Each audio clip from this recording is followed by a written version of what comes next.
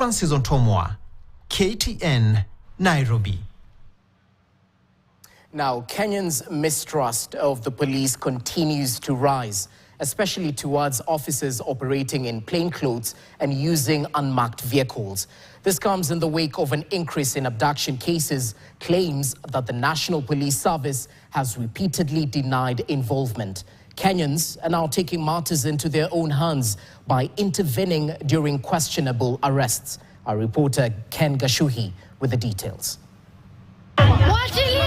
In the latest incident reported in Nakuru, residents confronted a police officer in plainclothes who had refused to identify himself after arresting a young man. The crowd, suspecting a possible abduction, attacked the officer, who was rescued by a colleague stationed at a nearby bank but was forced to free the suspect. Tuliona tu wamekuja kidogo kidogo tu once, mtu amebambwa, amerukiwa, hajaambiwa hata reason ya kushikwa ni nini. Na vile tunajua Kenya hii imeharibika mambo kwamba watu wanakuwa abducted anytime.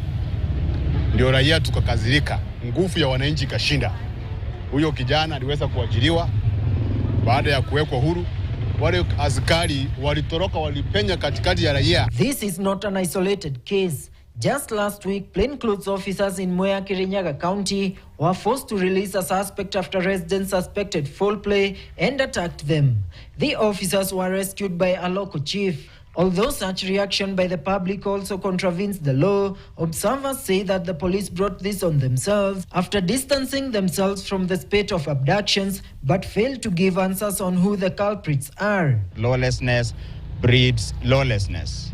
What we are seeing is a situation where civilians who are now hopeless are taking the law themselves into their own hands to ensure that they are safer. We may sink, we risk as a country to sink into anarchy.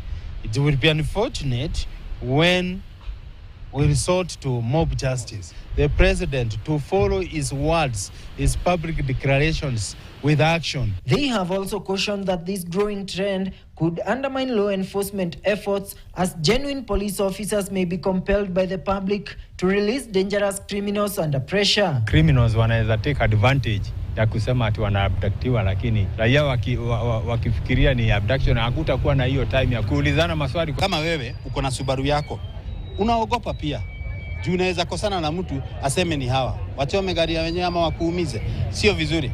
Kwa hivyo ni vizuri wafuate njia inayofaa. Pia wamesomea hiyo kazi, CID wamesomea hiyo special branch wanasomea. There is also mounting frustration among Kenyans over the perceived politicization of security matters, with many accusing the National Police Service of taking a partisan stance. We were supposed to have an accountable and transparent police service.